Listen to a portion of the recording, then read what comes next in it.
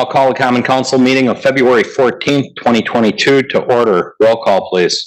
Alderman Kirkowski. Here. Lurick. Here. Dukniak. Here. Alderman Tillman and Alderman Gale are excused. Alderman Guzikowski. Here. Everybody, please rise for the Pledge of Allegiance. Harry, you want to start us out, please? I pledge allegiance to the flag of the United States of America and to the republic for which it stands, one nation, under God, indivisible, with liberty and justice for all. Item 3 is the approval of minutes from February 1st, 2022. If everybody please take a look.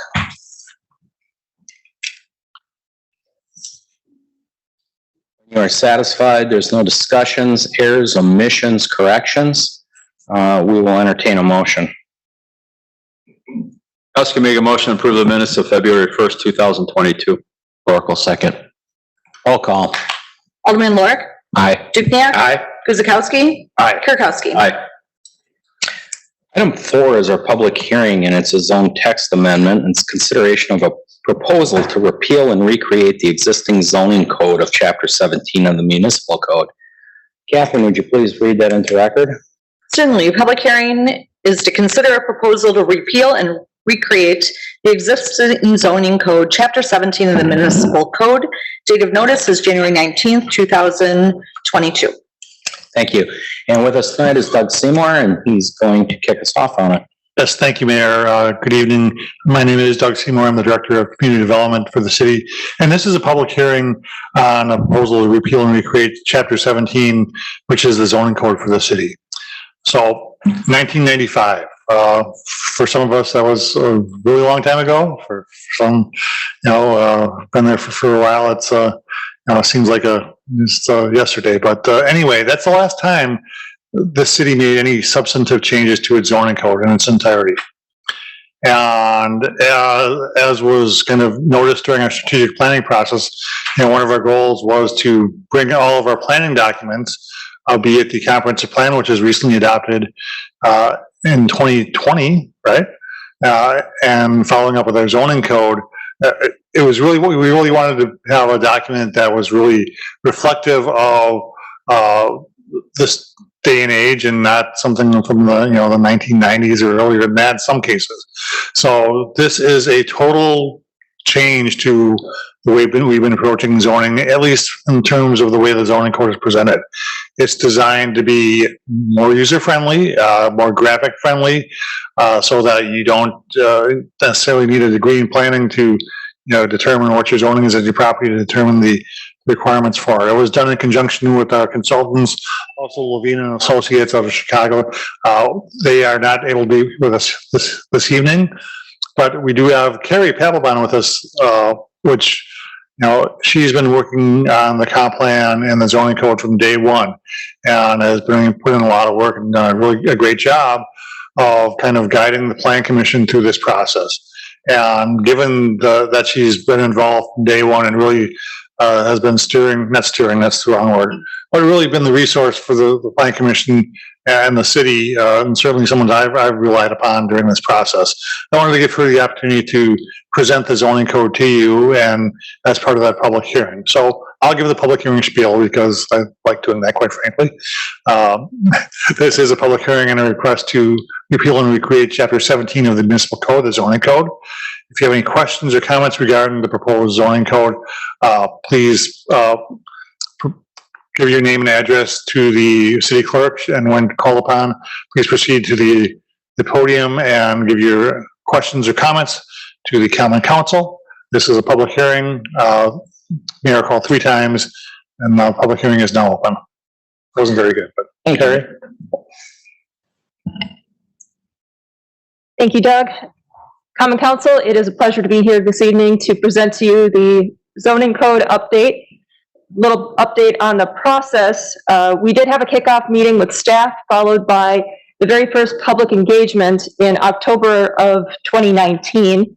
That was followed by a diagnostic report prepared by Houseo Levine, kind of taking a look at our current zoning code, how it meshes with the rest of the code, and how it compares to what is being done throughout the country in terms of updates to zoning in practice.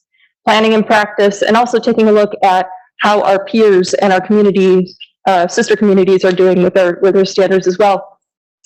That led us to presenting some district standards and development standards, and tonight we are here for the draft and final ordinance and adoption before the Common Council. We did have several internal staff meetings to discuss this. We had many meetings with our consultants at Halcyon Levine Associates. We did have many opportunities for community outreach, including at least 8 meetings with the Plan Commission. We did solicit for comments from the public by posting this online for quite an extensive period of time, about 2 months. It was also posted to the project website that Halcyon Levine Associates was hosting for us. And we also posted an executive summary, understanding that a 250-plus page document is a little bit hard to digest. So we wanted to draw attention to the particular items that are changing, that are different substantially from what is in the code now. And as Doug mentioned, we did change the layout to make it a lot more user-friendly. The table of contents is ordered in such a way that everything is broken down by article first and then section. And this is a way of ordering things that we feel are in kind of the same order that would be most used by either staff, the Plan Commission, or by, developers, residents, community at large.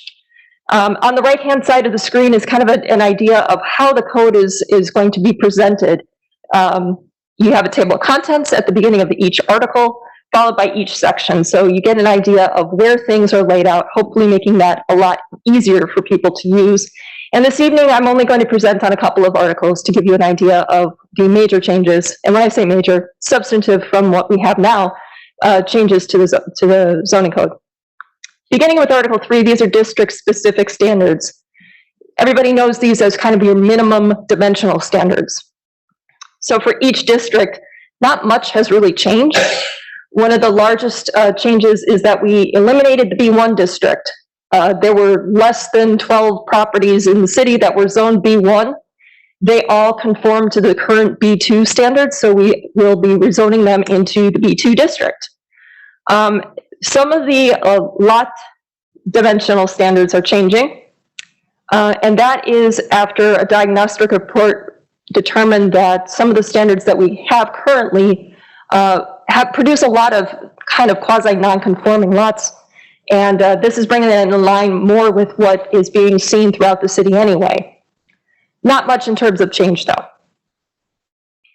Getting into the meat of Article 3, we do have a couple of new use categories, particularly neighborhood, retail, and service. Those are uses that have a maximum of 2,500 gross square feet. They are oriented toward the street. There's a single access from the arterial or collector, and they're supposed to incorporate similar architecture to abutting properties. These are your typical neighborhood services and retail, your coffee houses, your doctor's offices, things that we see. Now we have a perfect category to describe them. We also have short-term rentals. They are going to be permitted in residential districts, but not in the multifamily residential district. These are trying to capture your uses such as BBRO, Airbnb, those kinds of things. They are still subject to a hotel tax, and it requires that the residence still be occupied by the owner. Multifamily residential dwellings are also going to be allowed above the ground floor. This is your quasi-typical mixed use, kind of just recognizing that not just your PUDs have uses like this. These are going to be permitted in the B4 and B6 districts. Warehousing and distribution now has its own category as opposed to transshipment depot facilities that nobody really understands whenever you say the category. Basically, it's distribution. So for those uses that incorporate 200,000 square feet or greater of warehousing and distribution uses will require a conditional use permit. Otherwise, it'll be allowed in the manufacturing district. We are also incorporating a category for mobile food establishments and food trucks in 2 different ways. Permanent, which would be permitted, or conditional uses. We'd like your input on that. And they would be in the DTS B2, B3, B4, and B6 districts only. These are for permanent facilities. These are not for your roaming kind of food trucks. Temporary uses would be for your kind of your roaming food trucks. And there are restrictions, there are requirements that each one of these categories would have to abide by. They can't just park on the street.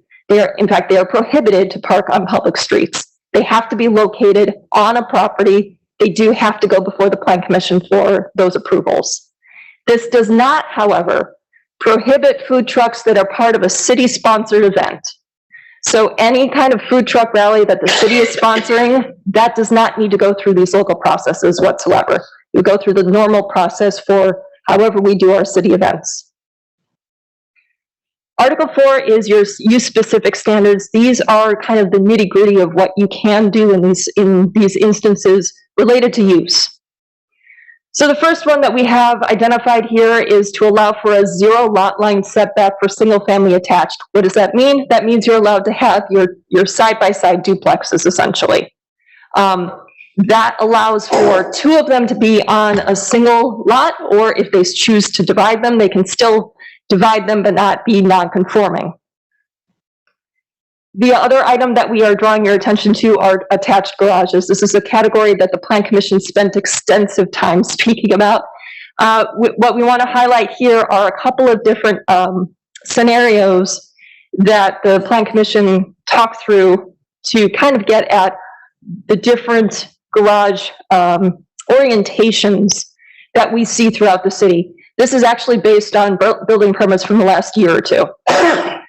So the garage set ahead, the garage set in line, meaning you have basically one plane of the front facade. You can't really distinguish between the garage and the front door, essentially. Or the garage set behind, and I think everybody understands that when the garage is set behind, the front facade of the house stands out. So we want to make sure that the garage is still subordinate to the principal. There is a maximum size allowed of 50% of the livable area of the principal. They must share a common wall and roof. They must have internal access. This was all something that the Plan Commission agreed was something that needed to be expressed. One continuous height for the roof levels. The maximum height of the doors for the garage themselves would be 8 feet. And there are specific standards for those that are set ahead, which would be allowed about 5 feet ahead of or in front of the portion of the front facade that basically sticks out the most. So if you have a porch on your front, ahead of your front door, the garage could be 5 feet in front of that. And then there are standards for inline or set behind garages. Again, these are for attached, not for detached. We also separated accessory buildings from accessory structures. And the reason that we have this distinction is because the building is basically an enclosed structure. Another structure could be a gazebo, a pergola. We've seen this multiple times, and we have different standards for both, making it a little bit easier to distinguish between the both, and also easier for people to understand what is the requirement for both. So for accessory buildings, we are allowing 2 per lot. The maximum aggregate, so the full square footage of all accessory buildings on lots that are less than an acre can be 1,000 square feet or 75% of the livable area of the principal, whichever is less. If you have more than an acre, then you have up to 1,200 square feet or 75% of the livable area of the principal, whichever is less. This is actually an increase from what we have in code right now. And for all accessory buildings, the maximum height that will be allowed is 20 feet, but in no instance can it be taller than the principal height, or the height of the principal building. So if you have an 18-foot house, if the peak of the roof goes to 18 feet, then your accessory structure can be 18 feet. If you have a 2-3-story house and it goes up to 25 feet, you're still limited to 20 feet for the height of the accessory building. A little bit different from accessory structures. The accessory structures, again, are smaller. They're typically open air. So again, your gazebos, your pergolas, those kinds of things. You're also allowed to have 2 per lot, maximum of 100 square feet each, and a maximum height of 12 feet. This is really trying to accommodate those small scale things, those small scale structures that we didn't really have a good category for before. Something brand new, although not new, are accessory dwelling units. These are your quote-unquote mother-in-law suites. These are going to be presented in a little bit different fashion than how they are typically thought of. They can be part of the house interior, they can be attached to the house, or they can be above the garage. In any case, either the principal structure or the accessory dwelling unit must be owner occupied. This is intended to allow for multi-generational family arrangements, essentially.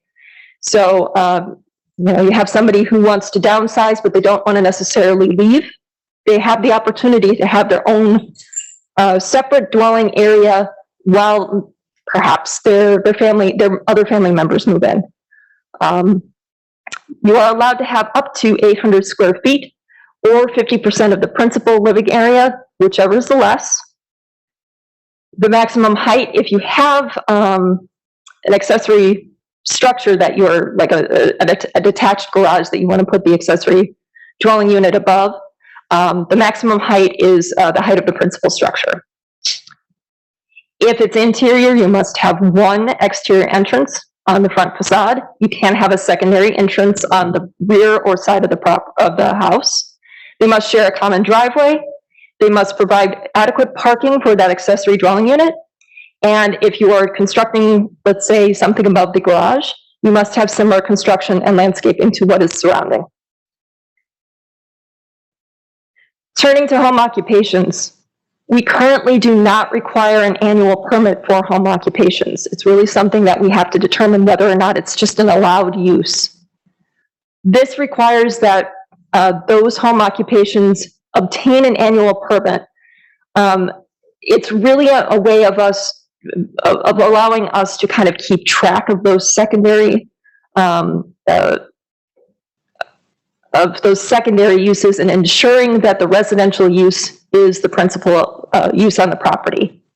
There are requirements for home occupations. There are restrictions on home occupations, nothing extensive to what we have now. One thing that we do want to stress is that no employees other than the residents of the dwelling are going to be allowed in those home occupations. Once you start employing people that are outside your household, then it becomes less of a home occupation and becomes more of a business. And we encourage people to go into the business districts at that point. We also wanted to make a category for permanent outdoor activities and operations.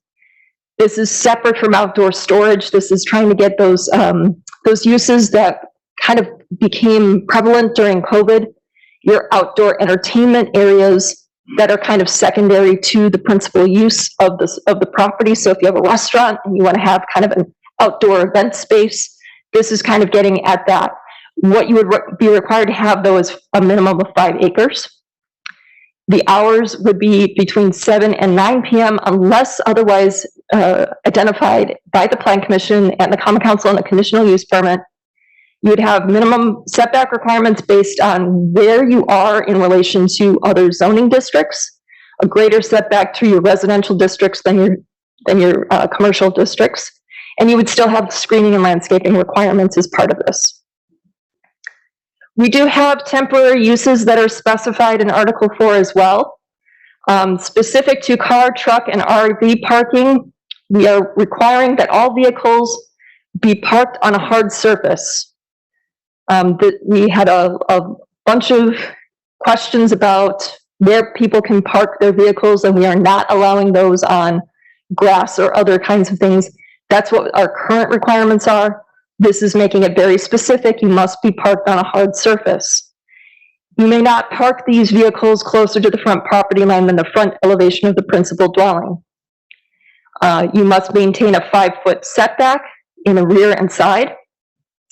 These must be parked outside of rights-of-way, vision triangles, and easements. You may be allowed to store 1 RV in the rear or side yard, but this does not prohibit you from having only one of these vehicles on your property if it is inside an accessory building. We are prohibiting semi-trucks and trailers in residential districts. And just a clarification, I think it is in our zoning code now, but RVs may not be used for permanent habitation. You can only use it for maximum of 10 consecutive days. Let's say you have, a guest that comes in their RV and parks in your driveway for a week or two when they're visiting. They would be allowed to stay in there, but again, for no more than 10 days. In Article 5, we have general development standards that are applied throughout the code.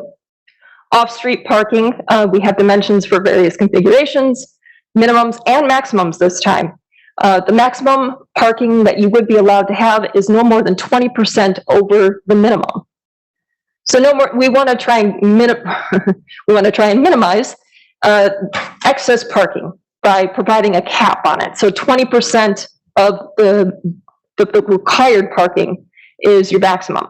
There is an opportunity for a person to request more than 20%, and that would be allowed by either director sign-off or by the Plan Commission.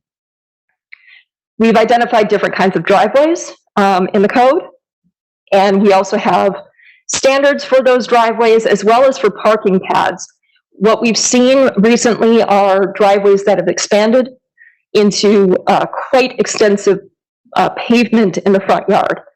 This is trying to minimize the amount of pavement in the front yard without actually putting a percentage on there.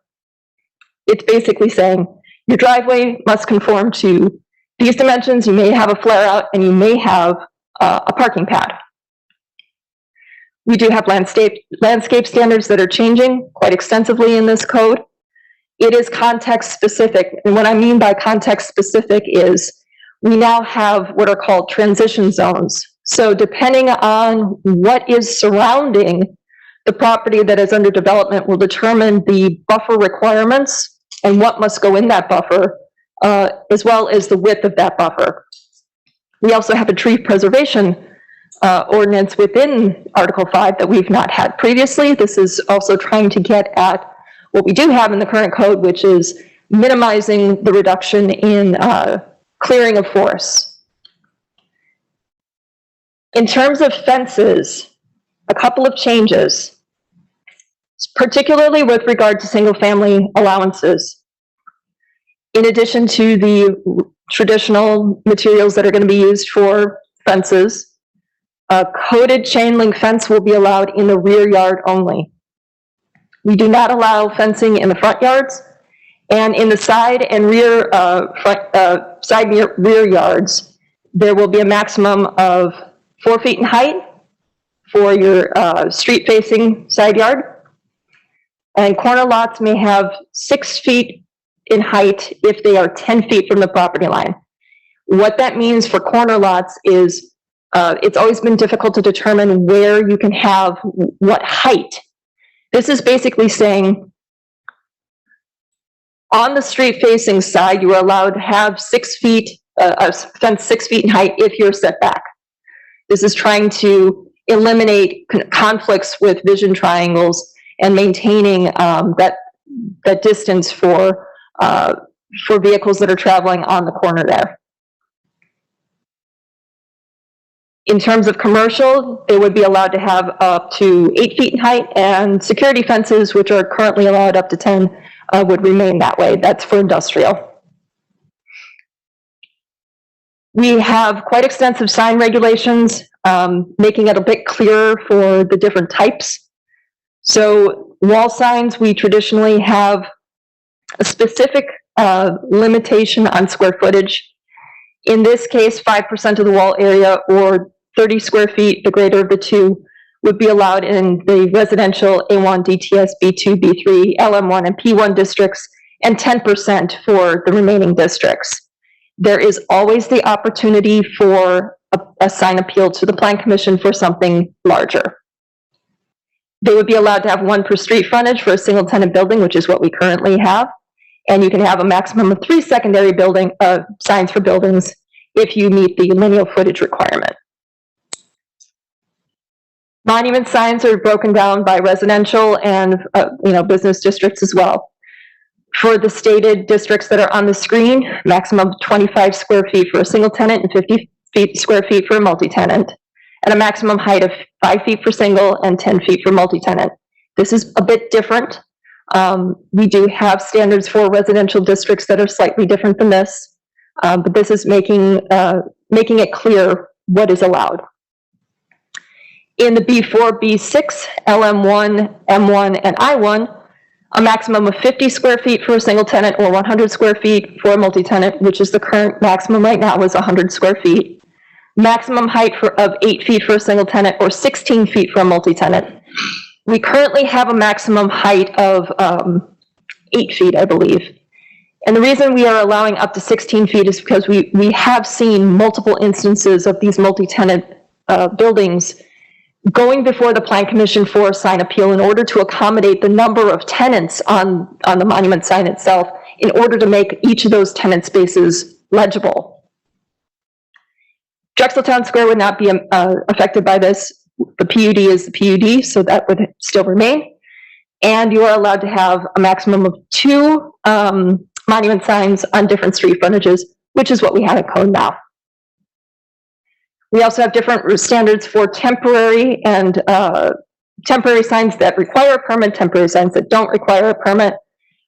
Essentially, if you're going to be displaying a temporary sign that requires a permit, you are allowed up to 14 consecutive days, and depending on whether you're a single tenant or a multi-tenant commercial or manufacturing district, you will have either 3 display periods in a calendar year or 1 display period in a calendar year. We currently allow 4.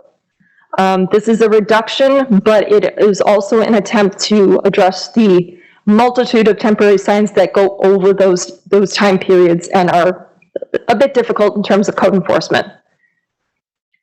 The other thing that we are identifying is the different types of temporary signs that would be allowed. A wall-mounted banner is just basically kind of your typical vinyl banner that would be placed against the wall. One of the examples would be what Amazon did for their now hiring sign.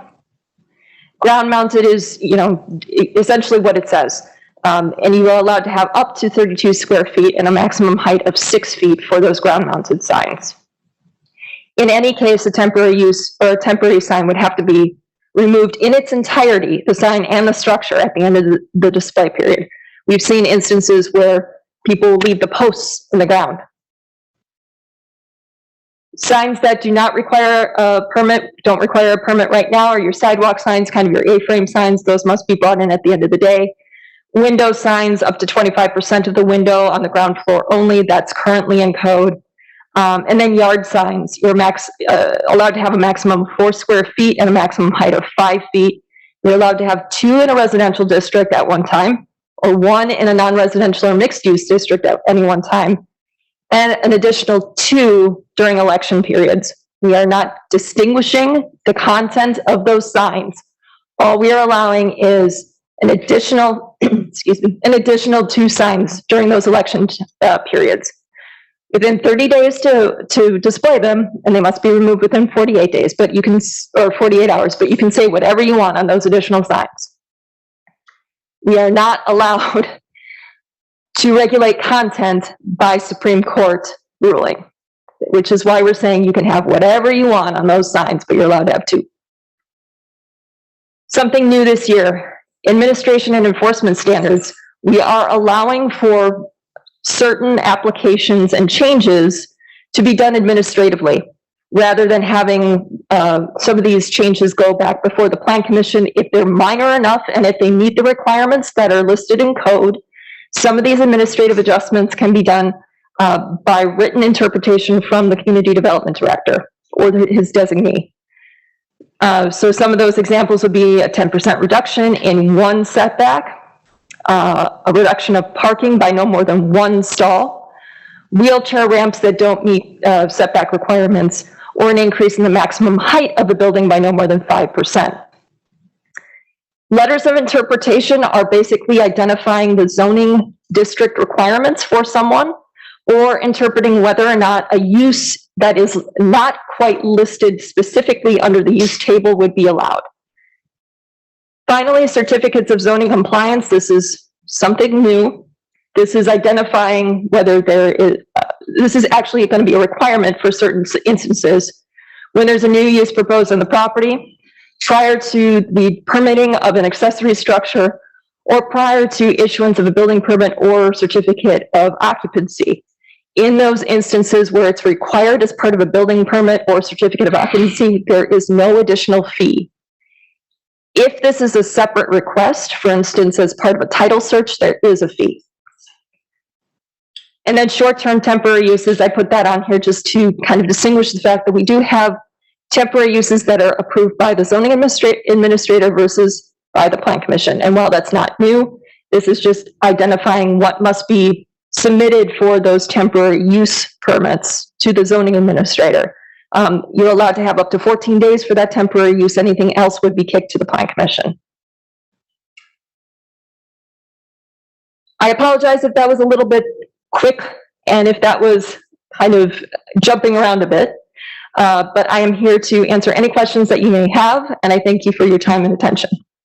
Thank you. Maybe just wrap it up before I turn it back over to the mayor. I mean, obviously, this is years of work into a 15-minute presentation, so we weren't able to point out everything that's in the zoning code. And it's just important to note that, I mean, this isn't perfect. We know that. And as we deal with situations, we encounter those situations as we implement the code, and this gives us the opportunity to amend that, and we will do that. I anticipate that will happen. The goal is that we probably, as time goes on, that we don't do that as often, because we feel that we've got a document that it reflects the community standards and the planning commission standards and the common council standards, and one that will be applicable over, certainly we hope it does, it's probably not going to last for, another 25 years, but certainly it does have some longevity to it, and will serve to implement the goals that we have as a community as expressed in our strategic plan, and, really bring it up to speed with the more modern standards in zoning, and it's a lot more flexible. So with that, this is a public hearing, and I'll turn it over to the mayor, who will open that public hearing up. Thank you, Doug. Thank you, Carrie. Do appreciate all the hard work that went into this. As Doug said, this has been years upon years of work. Is it a perfect document? No, but it is a great base to work off of, and we think we're in very good shape with it. But enough said, this is a public hearing. I will be making 3 calls. Anybody wishing to speak, please approach podium, give your name and address. This will be the first call. So anybody wishing to speak, and I know we do have a speaker signed up, so Lynn, welcome. Name and address, please. Lynn Neversheft, 3020 East Forest Lane. Okay. Good evening, everyone. I am here in support of the repeal and the recreation of Chapter 17 of the existing zoning code, but specifically the section on residential lighting needs to be separated from the commercial lighting and brought up to date. I think you guys have done a great job on the rewrite of it. I mean, I actually read all 200 and some pages of it in the draft I did. I took the time. Oak Creek has seen significant growth and change over the past 30 years. We now have Drexel Town Square, we have the Lake Vista development, we have new schools, and businesses here are developing at a rapid rate. As I drive through our city, I notice that commercial lighting is environmentally friendly and it falls under the International Dark Sky Association guidelines. I notice many of our street lights have been replaced with more focused light fixtures, and I applaud our city for those efforts. As I drive through the city at night, though, it's a different story. I see lots of examples of residential bright lighting that trespasses onto streets and neighboring yards. And as lighting products have changed over the past years, so has lighting use. Lights today can be extremely bright. Your recommendation for lights no brighter than 5,000 Kelvin means that residential lighting can be as bright as daylight. Seriously, we want our night lighting to look like daylight? We have so much sky glow now throughout our city that really people have a hard time seeing the stars in their backyards. The draft of the lighting ordinance, I think, is too general for residential lighting. The current ordinance we have right now was written with better detail, however many years ago that was. I have spent a lot of time researching what other cities and towns have done for their lighting ordinances. And what they had in common was adoption of the International Night Sky Association guidelines, they restricted residential lighting to less than or equal to 3,500 Kelvin. They endorsed the use of shielded fixtures, addressing light trespassing, light pollution, and sky glow. They also addressed grievances. And I'm sure we get complaints from citizens about obnoxious lighting. My idea is to really have a lighting grievance committee with citizens, an alderperson, and a preservation officer. If change needs to happen, it can be enforced by the city using the zoning code. Citizen committees are generally well accepted by the public. I think it's time for Oak Creek to get out of the dark ages regarding its residential lighting. It's time to think outside the box and expand our progressive community by supporting the International Dark Sky Association for our residential lighting. I think it's also important for all citizens to feel supported and that they've been heard. And then I don't like to just complain or say I don't like something. I actually wrote a draft. And I would be happy to give it to somebody, just for ideas. Okay. Thank you, Lynn. You're welcome. Very progressive ideas. Very good. Thank you. And again, if you want to give us that draft, we can share it with our engineering department and our city electrical inspector. That'd be fine. We'd appreciate that info. Okay. Who do I hand these to? Carrie can take those. Hello.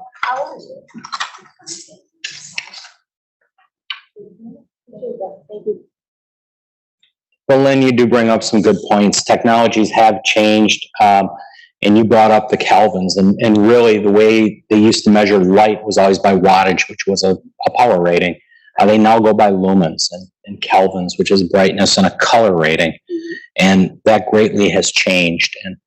And we've done great things with our commercial properties and our industrial properties and shading and for light trespassing.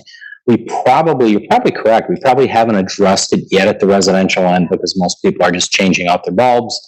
And, it's a grave difference. And usually the homeowner notices it. But right now we're handling on a case-by-case basis through our compliance officer or our electrical inspector in the past. So we will pass that on and take that into account. As we said, the document is a really great base.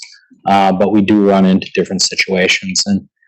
And again, the city is looking at a LED retrofit. It's energy efficient. It's the thing to do. Maybe even a smart city initiative where, things dim is not needed. And you will maybe not get the effect you totally want for the dark sky, but you may get closer. Ma'am, if you're going to speak, you got to be on the mic, but that's okay. I know. It's hard to have a conversation when you're not there, but we do appreciate all the input. So, second call. Anybody wishing to speak? Third and final call. Anybody wishing to speak, please approach podium, name and address. Seeing none, we will close the public hearing and move on to item 5, which is consideration of the ordinance, which I believe we're going to hold. We're going to recommend to hold tonight because we do not have the entire council here. Is that my understanding? Doug? Well, I think certainly given the depth of this document, we just want to make sure that everyone has an opportunity to look at that and to provide feedback and to ask questions. It's been 2 years. We certainly are eager and anxious to get this implemented, but we want to do it the right way. And we want to do it in a way that's responsive to your needs as alder people. So with that, we'd be fine with holding this over for 2 weeks, such that the alderman can take a little bit closer look at that based on the input that was received at the public hearing. We can just make sure that this document meets your expectations and the community's expectations, and hopefully gets adopted in March. Great. Thank you, Doug. Mr. Mayor? Yeah. If I could just add on to what Doug said, we also have the floodplain portion of the zoning code under review by DNR, so there may be a couple of changes that come down in the next couple of weeks that would affect the draft that is before you right now. Nothing major. We did incorporate their model ordinance, but as part of the requirements, they do have to review it and make sure that we have everything incorporated into there. So holding is definitely allowing them some extra time to review what we've sent to them. Thank you for that, Carrie. And Councilman, I did not forget about you, so if anybody would like to speak, Steve? Thank you, Mayor. Yeah, I was gonna, even though holding it might be a good idea, I have a comment and a couple of questions for Carrie or Doug. First off, Lynn, thank you for coming forward and having reference material. The International Dark Sky Association. I mean, a lot of people just stand up there and voice their opinion, and they have nothing to justify their comments. So I wrote that down. I'm going to take a look at that group, and this may or may not be germane to your position, but if you notice at the new high school baseball field over there by East Middle School, they have new lights on that field that are focused right down there on the field, unlike the Hallelujah Chorus you may have at the Rock when they have all their fields lit up, or even Little League. I mean, because those are old lights. So they've gotten, I think it's very impressive that the school district put in those type of lights there. So thank you. The questions I have, Carrie and or Doug, is with regards to food trucks. It's my understanding the current, and I've had a number of people who have food trucks come to me and ask for the revision, and I've been putting them off, telling them that, you know, we're going to be going through this. So it's my understanding the current procedure or provisions or allowances in the city is they can't be anywhere on the city streets, and the new one's going to be the same. And I agree with that, because if you drive through Milwaukee, besides just an ugly sight, they're just a traffic hazard when they're parked along Chase and Howell and 35th and wherever. But right now, if a food truck wanted to set up shop, say Zune was having a business function and they wanted to contract with a food truck, that's the only way they could set up shop, is because they're part of a organized event. Is that correct? That's correct, okay. how it would be right now. Okay, but the new procedure would be, the way I read it or understand it, say Woodman's, say a food truck approached Woodman's and we want to do our food truck in the corner of your lot. Do you have any problems with that? We'll sell to the public, but if they get a permit and they go through the plan commission or whatever, then, or something, that would be allowed. Is that correct? Well, there's a distinction between a permanent food truck and a temporary use. Okay. So a temporary use would have to obtain a temporary use permit. So yes. If Woodman said, yeah, I don't care, put your food truck out in the corner, and they went and got their temporary use permit, they could sell to the public that way. Is that correct? If they meet the current requirements that are listed under the code. If they make, yeah. Okay, great. All right, so that question's answered. The other one is, we talked about signs. This is, and I didn't read it in its entirety, like Lynn did. Again, thank you. I mean, electric, some of the LED lights that are in the business windows throughout the city, are they part of this sign portion, or are they a separate matter? And also, say for a beer and wine store, they may put up like a Miller Lite sign and a Coors sign and all these, you know, they put 3 or 4 signs hanging in their windows. My understanding, there are 2 of those, correct? They're going to be well, under current code, it's going to be something different. You're allowed to have 1 non-flashing open sign, that kind of thing. In the code update, you're allowed to have 25% of the window covered by a window sign. What I did not mention were prohibitions. You're not allowed to have flashing, revolving or animated, polar pylon, roof signs, vehicles as signs, and outline lighting. So those rope lights that you see around, those are prohibited under the new code. Great. Thank you. Second question answered. Thank you. All right, thank you, Steve. Greg, anything? A couple quick questions. Going back to food trucks, I had a question last year, and it just brought back my attention when we talked about food trucks. If a neighborhood has a block party, are they allowed to have a food truck park on the street in the neighborhood during a block party? I know we discussed that, and as part of the temporary use section, it did not say that you would be able to have something in a residential district. However,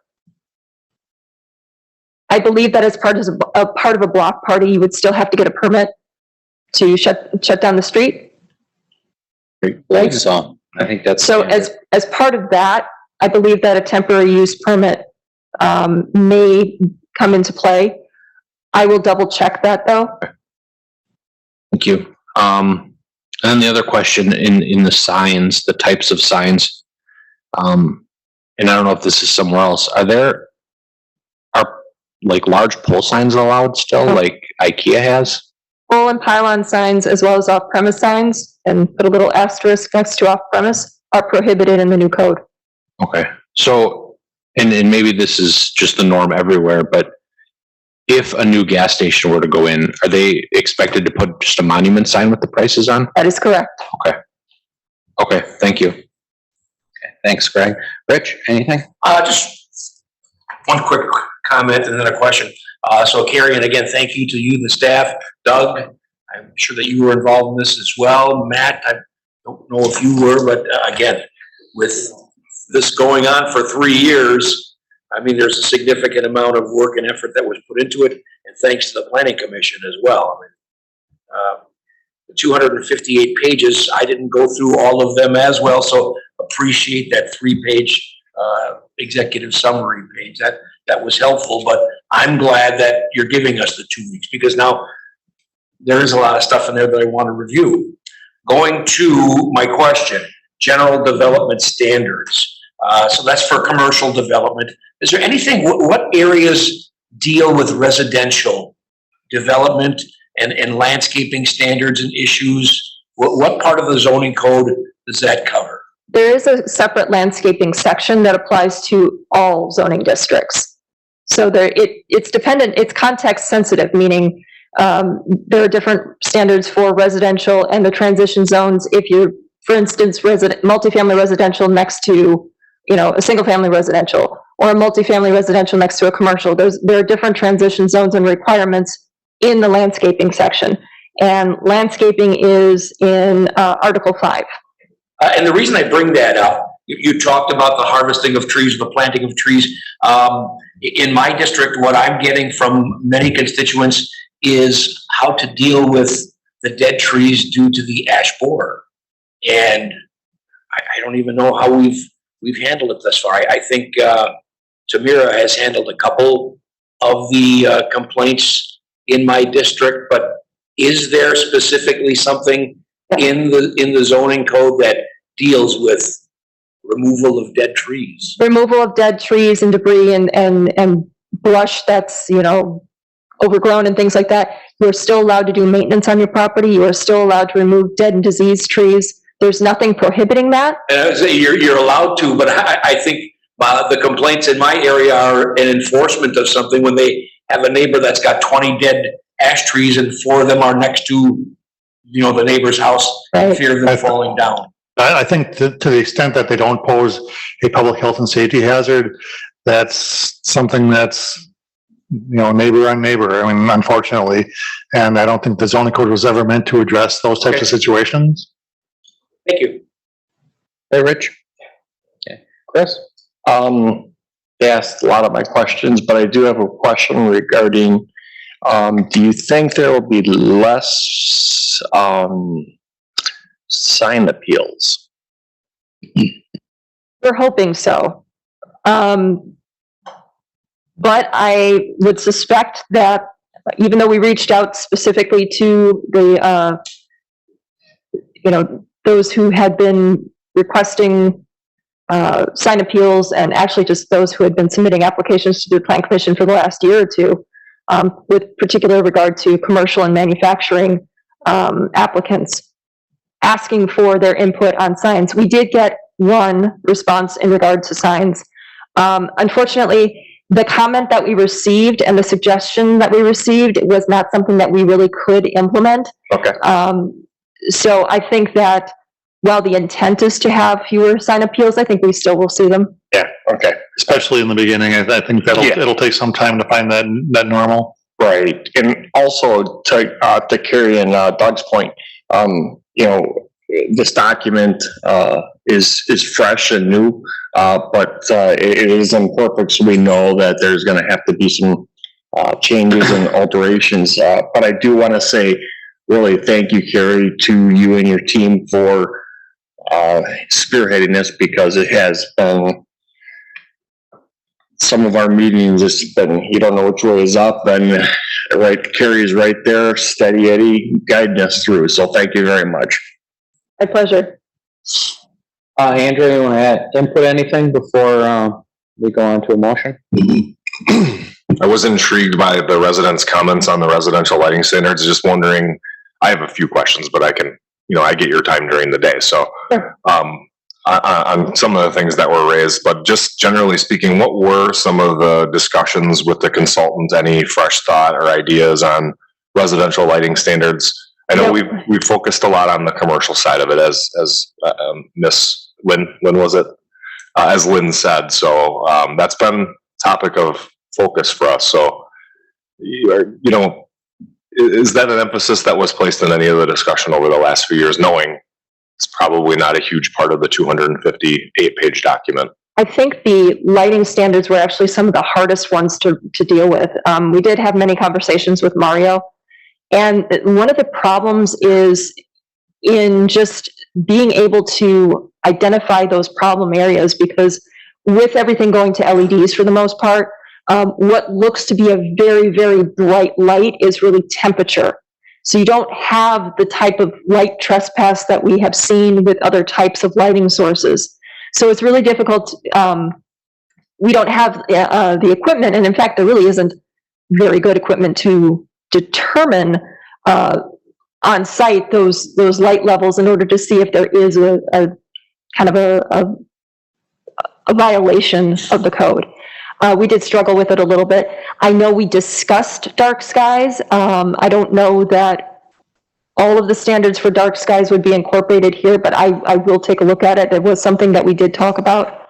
We do have some of the elements, for instance, shielded and cutoff light fixtures. We do have a maximum of 3,500 kelvins, but I do think that we can probably specify commercial versus residential a little bit better in here. So thank you very much for that. We will take that to our consultants and see what we can come up with. I would agree. I think it's easier for the city to deal with commercial and non-residential in the sense that we're reviewing something, right? You're coming before us, we need to approve something.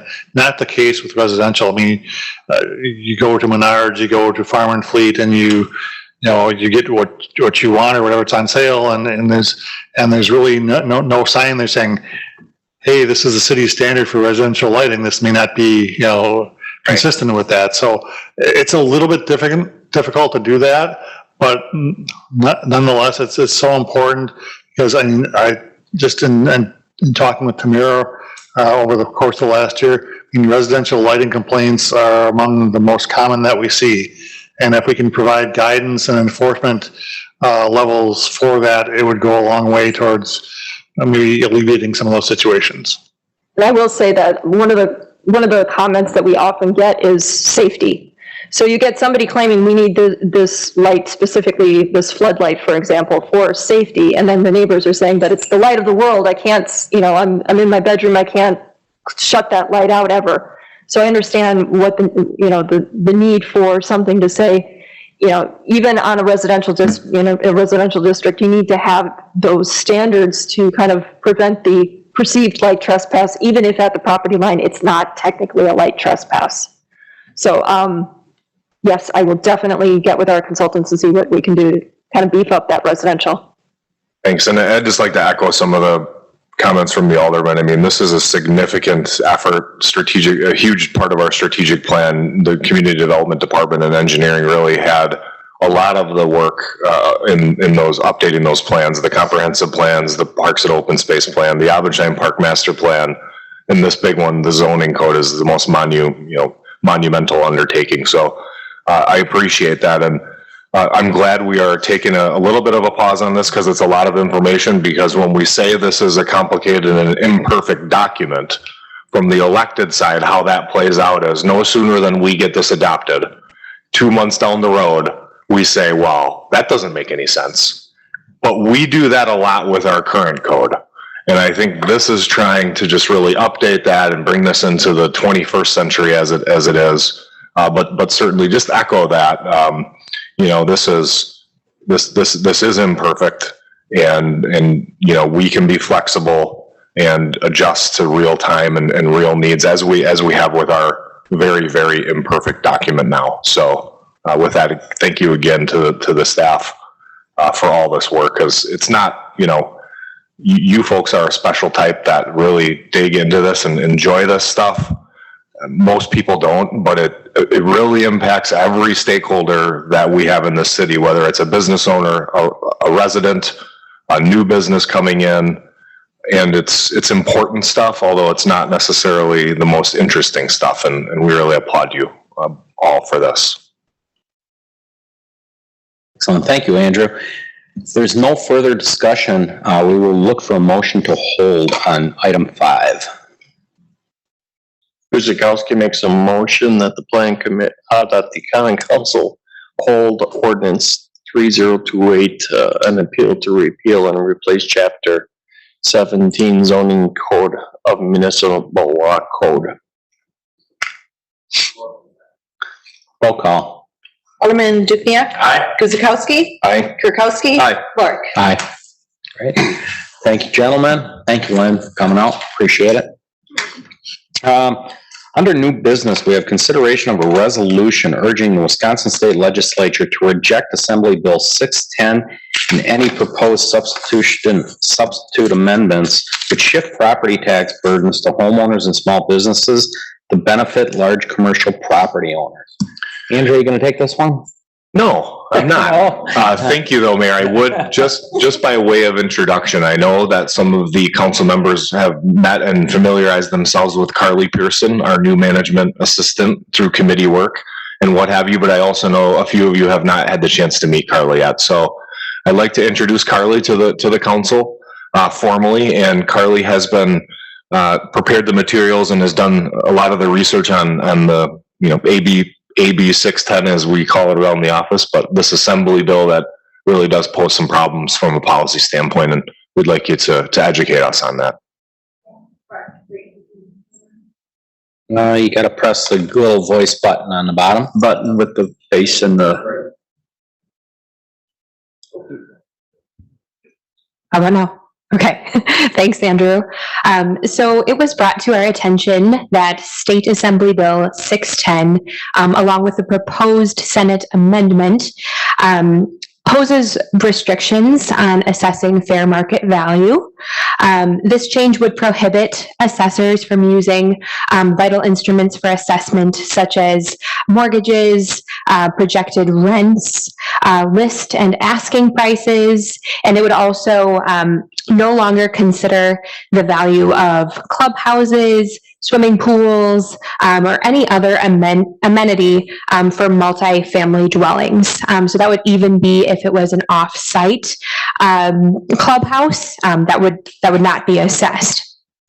So basically, in addition, the Wisconsin state statute would control the best practices instead of the assessment manual, which is actually a moot point because the statute actually informed the creation of the assessment manual in the first place.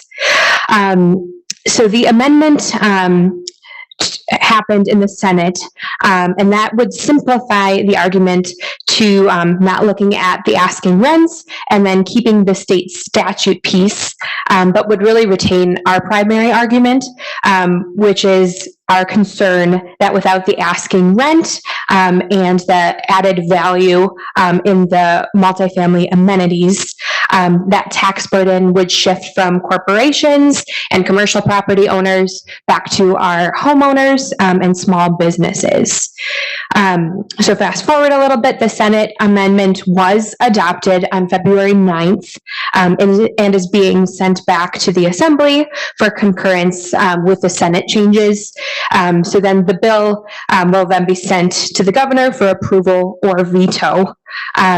So we're here today asking council to urge legislature to really avoid the granting of a tax reduction to the commercially interested property owners. This would be at the expense of small businesses and homeowners, and could be achieved by pressing Assembly Bill 610 and choosing to adopt this resolution. So I'm here for any questions that you may have. Thank you, Carly. We'll open it up from questions from the council. Steve? Just have a statement. Go ahead. Can I just add on quick, Go just to ahead, round Andrew. this out a bit, and thank you, Carly, for that, but the impetus for this is large multifamily properties. And the assembly version of the bill that was passed in October did pass with all of those things that Carly had mentioned. You can value the pool in a clubhouse, real property. I don't know how many of our garages at our homes make us income, but we do pay taxes on them. So just as an example of how that really plays out in real time, it's real property. It should be taxable just like all of our real property. And so it did get better, as Carly explained. It did just restrict the bill in the Senate amendment to you can't look at rents or asking rents. Now, I mentioned specifically large multifamily properties, which was the underpinnings of this bill, how it got an audience in the first place. But that also has impacts on other commercial properties like office properties.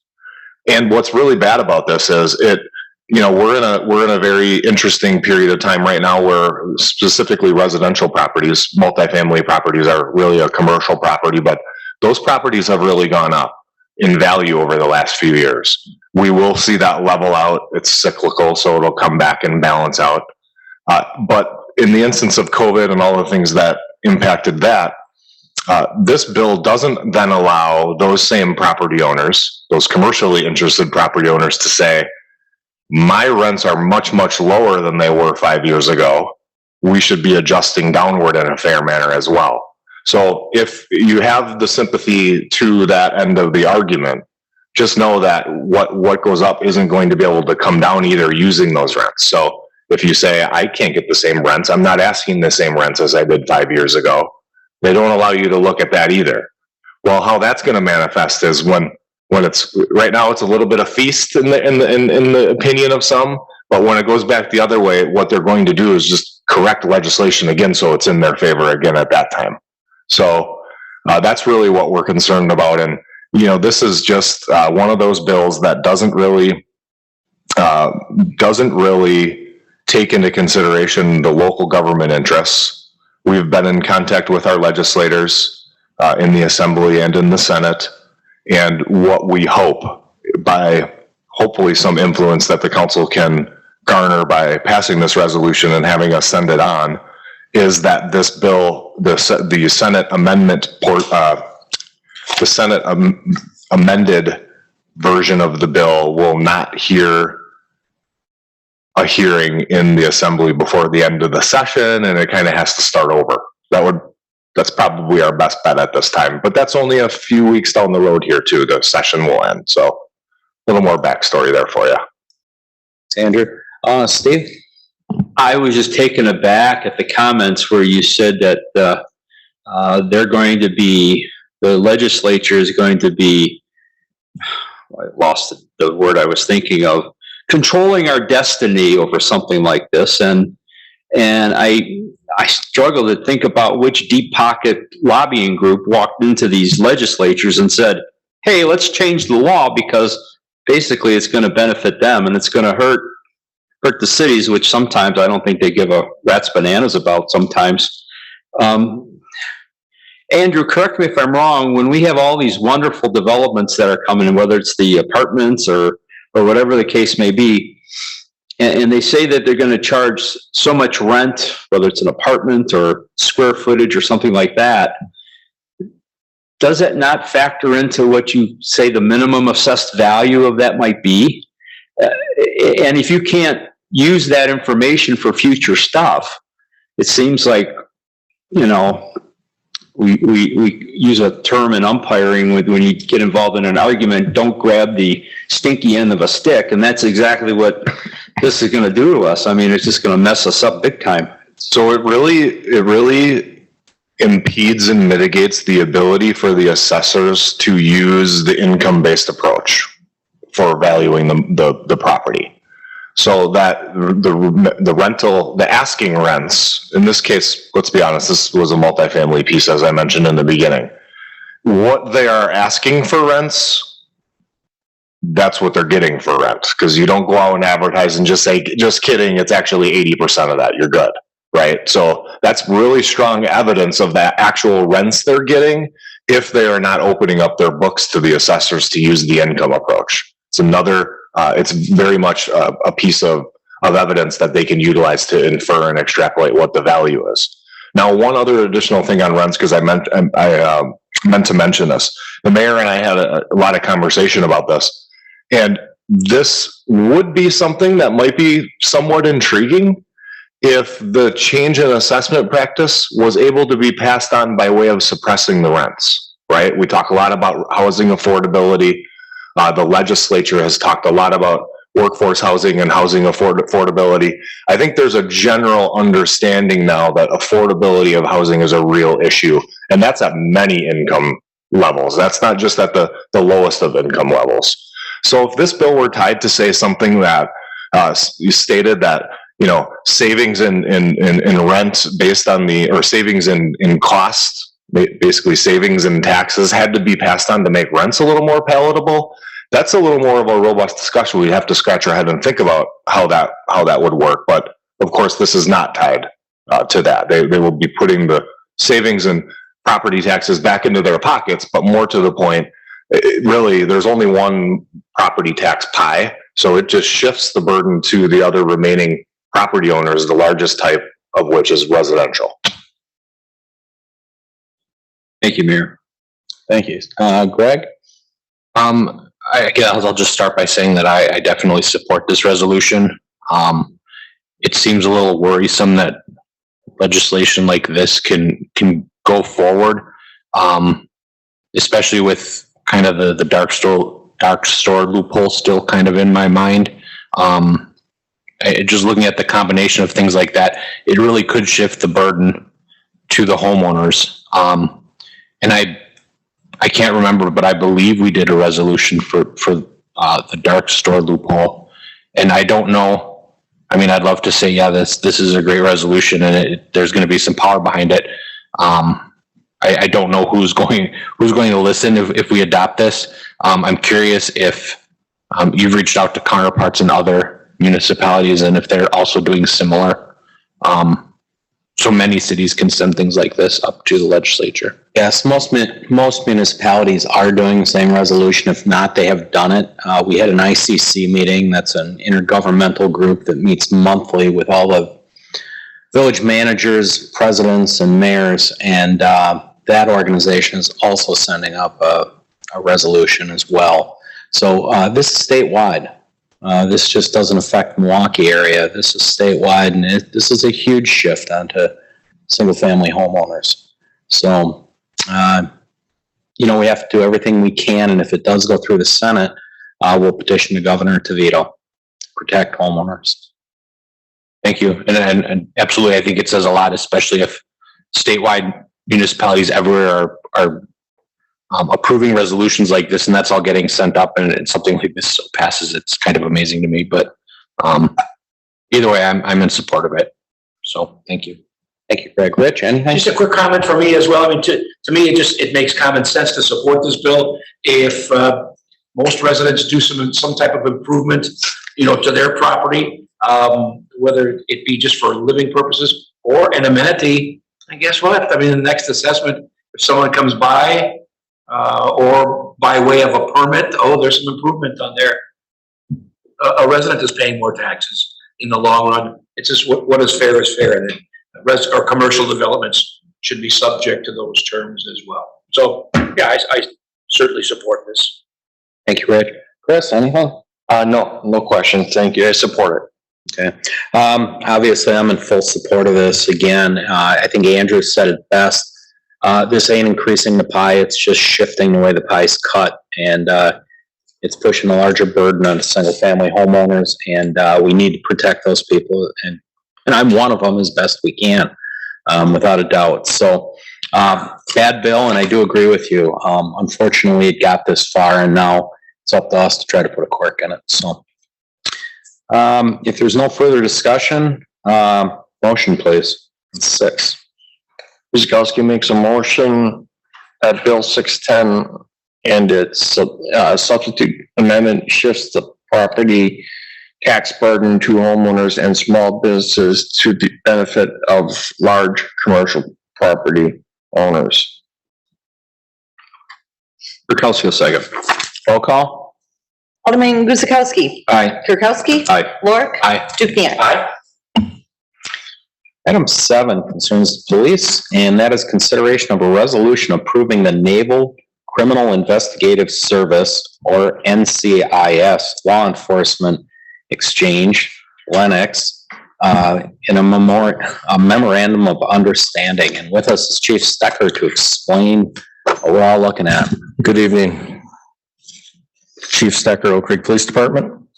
And what I'm coming forward today is a recommendation to approve the resolution for an MOU with the NCIS over the links database connection.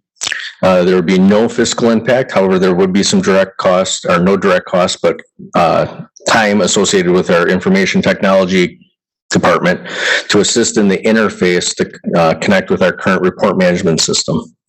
So in the wake of September 11th, the terrorist attacks against the U.S., the Naval Criminal Investigative Services found it essential that federal, state, and local law enforcement agencies cooperate in the efforts to share pertinent information to further our wars against crime and terrorism.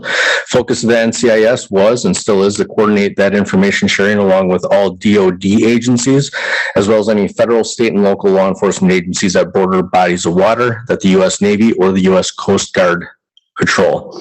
So with this goal, the NCIS Links Midwest reached out to us, and part of the program explained to it, and that obviously there's no cost associated. We looked over the MOU, worked with our IT department to make sure that it was on the up and up, and it was something that they could handle, as well as having legal look over the MOU, which there was no legal concerns with.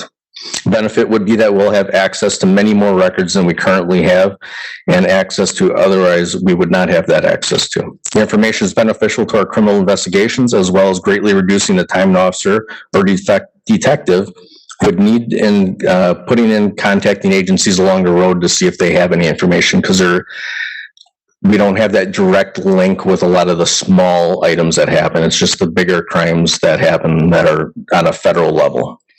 Although there's no direct cost to us, there is some time incurred by our IT department, and the interface can be done on no timetable. It's up to us when we want to get that done or how it works with our IT department, and it would greatly benefit us moving forward. If you have any individual questions, I'd be happy to answer them. Questions for the chief? Good thing.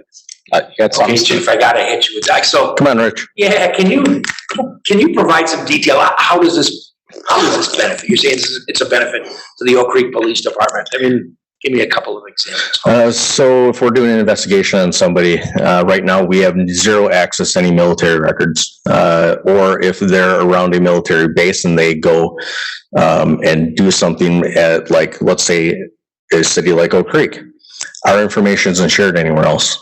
To get those little things, they'd have to reason upon, did something happen while that person was on this base, or did somebody have interaction with them along the way?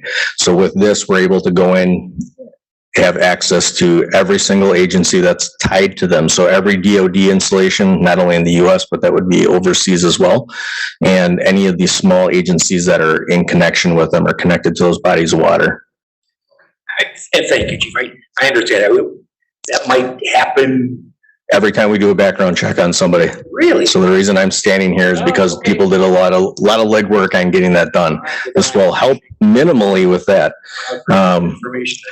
But we do get a lot of interstate commerce, or we're tracking down people for trafficking, drugs that may be going back and forth. This just helps us with a lot of that information. Obviously, we would not be sharing information that we're restricted to because of state law, like juvenile records, for instance. Okay, thanks, Chief. Steve, did you have anything or no? No, it's information sharing is a good thing. I had issues in my days where we did a search warrant at a house and nobody answered the door, and we kicked down the door and the place was empty because 3 days earlier, Milwaukee PD did a search warrant there. And we didn't have that database to share information. So a lot of time and energy that was wasted had we known. So. Okay. There's no further questions or discussions. Motion, please. Kirkowski will make a motion to adopt resolution number 12305-021422, approving the Naval Criminal Investigative Service NCIS Law Enforcement Information Exchange Links Memorandum of Understanding. Oracle second. Roll call. Alderman Kirkowski. Aye. Lorik. Aye. Dukenyak. Aye. Guzekowski. Aye.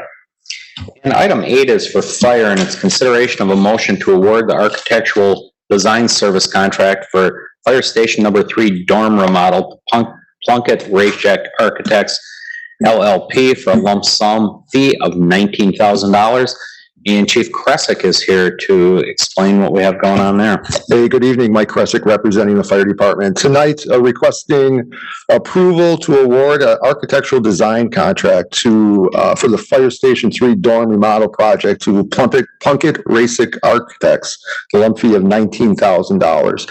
Now, a little bit of background on that project. Station 3 was built in 2000. The dorm area was built and designed as was typical for that area. It's approximately 900 square foot space, open concept, loosely divided by lockers for personal effects storage and then beds. What this project will allow us to do is to take that existing dorm space and design and construct individual dorm rooms inside that area. The current space accommodates up to 7 of our members. We would anticipate there'd be somewhat of a decrease in that number based on the requirements of the design, but that's something that our staffing would allow us to deal with. The benefit outcome associated with this project is really twofold. During the course of the pandemic, we performed an analysis of our fire stations to determine any gaps that may have existed in infection control practices or general safety of the facilities. One of the areas that was identified is the dorm spaces in 3 and 2, stations 3 and 2. Open concept dorms in a 24-hour work environment certainly create a bit of a hazard for the transmission of diseases. This project would allow us to eliminate that one particular gap at Fire Station 3. The other benefit of the project relates to the recruitment and provision of modern living arrangements for our employees. The new modern fire service provides a greater degree of privacy for a much more diverse workforce. This project would certainly allow us to accomplish that at that fire station. The engineering department did advertise for bids for this particular design services. 3 bids were received. Following an evaluation by both the fire department and engineering, they were ranked as listed in your packet. And following that evaluation, the recommendation is to go with Plunkett Raycheck Architects. I'd be happy to answer any questions related to this project. Questions for Chief Kresick? It's pretty self-explanatory. We all think of that building as new, and it really hits you when he says it was built in 2000 already. 22 years old. And remember, this is the home of the fire department. These men actually reside there a third of their lives, so. Questions from me? Questions? I think you got off easy, Mike. Yeah. Seeing no questions, we'll entertain a motion. Kirkowski make a motion to award the architectural design services contract for Fire Station number 3 dorm remodel to Plunkett Raycheck Architects LLP for a lump sum fee of $19,000. Oracle second. Roll call. Alderman Dukenyak. Aye. Guzekowski. Aye. Kirkowski. Aye. Lorik. Aye. Item 9 is community development, and it's a consideration of a resolution approving a certified survey map submitted by Phil Papuro, CW Papuro, Inc. for the properties at 7030 South 13th Street and 1190 West Rawson Avenue. And Doug, are you taking that one for us? Yeah, I'll take that, and I apologize, I don't have the ability to share my screen, but that's not necessary. This proposal, this proposed resolution would approve a CSM that would reconfigure the property boundaries for the properties at 7030 South 13th Street and 1190 West Rawson Avenue. For those of you, oops, I think I'm just being promoted a panelist here. Wow. So we can show you that. While that's happening, there are presently two lots as part of this, and this is for those, just for some context, this is the office building behind the Burger King, behind Eater Flag. It was a very kind of irregular shape of the lots, and in fact, there's a mix of zonings that cover that existing lot, something that we want to see rectified as part of this CSM adoption. But through some negotiations and reconfigurations of those properties, the office building itself is installing a new parking lot solely on its property with access to 13th Street. That allows for the rear property to be reconfigured in such a fashion that it'll make it easier for the ultimate redevelopment of that or some of the adjacent properties. So with the effect of the new CSM reconfiguring that property boundary, you have two conforming properties, although again, the zoning does need to be rectified on both of those. But it does create a situation which makes it more likely for redevelopment of those properties at some point in the future. So with that, it's certainly staff's recommendation and that of the Plan Commission to approve the CSM, again, with the conditions that each of those proposed lots is rezoned into a single zoning district prior to the submission of any redevelopment applications and the standard language with respect to technical corrections. Okay, questions for Doug concerning the property? No, it is standard piece of operation, and it went right through planning as well. So, seeing no questions, motion. Kirkowski make a motion to adopt resolution number 12306-021422, approving a certified survey map submitted by Phil Papero, CW Papero Inc., for the property at 7030 South 13th Street and 1190 West Rawson Avenue. Oracle second. Roll call. Alderman Dukenyak. Aye. Guzekowski. Aye. Kirkowski. Aye. Lorik. Aye. And item 10 is License Committee, and at this time, I will turn that over to Alderman Kirkowski. Thank you, Mayor. I trust everybody's had an opportunity to review the Common Council report for tonight's meeting. Does anybody have any questions, cares, or concerns? Seeing none, Kirkowski make a motion to grant the various license requests as listed on the February 14, 2022 License Committee report. Next second. Roll call. Alderman Guzekowski. Aye. Kirkowski. Aye. Lorik. Aye. Dukenyak. Aye. And item 11 is our vendor summary report for February 8th, 2022, and a total amount of $722,693.28.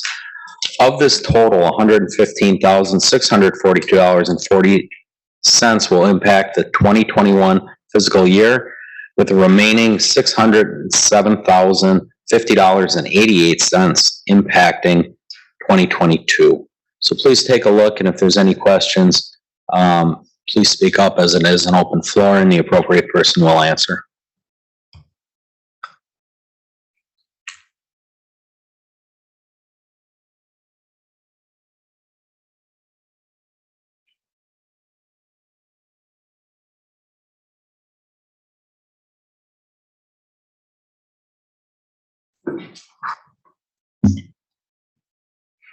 Are there any questions, concerns regarding the report?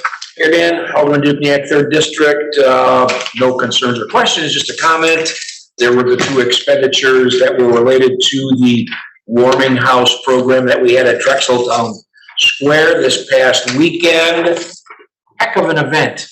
I saw Doug there, other city staff as well, a lot of neighbors. And you know what, despite rather cold weather on Saturday, great turnout. So a good event. And Andrew, as we had discussed, those events that bring our community together are part of the strategic action plan. So that hit the button there. That was a good event and money well spent. Seeing no other questions or comments, motion please. Kirkowski make a motion to approve the February 8th, 2022 vendor summary report in the total amount of $722,693.28. Of this total, $115,642.40 will impact the 2021 fiscal year, with the remaining $607,050.88 impact in 2022. Oracle second. Roll call. Alderman Kirkowski. Aye. Lorik. Aye. Dukenyak. Guzekowski. Aye. And item 12 is consideration of a motion to convene into closed session pursuant to Wisconsin State Statute, Section 19.85, to discuss the following. A, Section 19.85, Parent 1, Parent C, to discuss the performance evaluation for the city administrator. As President Gall is not here, if one of you would please follow suit and make the motion. We have to officially go through the motions with no action.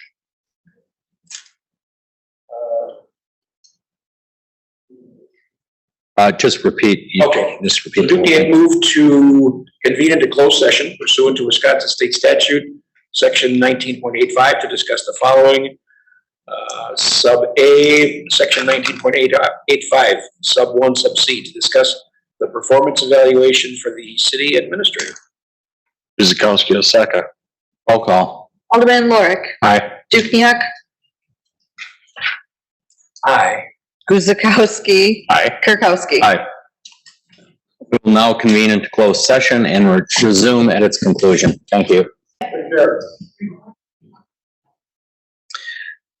We will now consider a motion to reconvene into open session. Dukenyak move to reconvene into open session. Guzekowski, a second. Roll call. Alderman Dukenyak. Aye. Guzekowski. Aye. Kirkowski. Aye. Lorik. Aye. And before there will be no action taken. There's none required.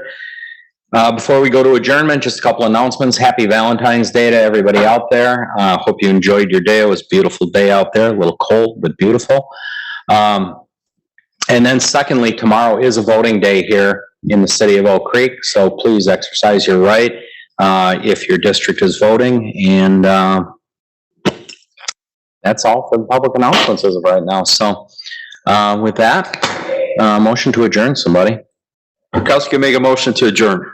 Oracle second. Roll call. Alderman Guzekowski. Aye. Kirkowski. Aye. Lorik. Aye. Dukenyak. Night, everybody. Thank you.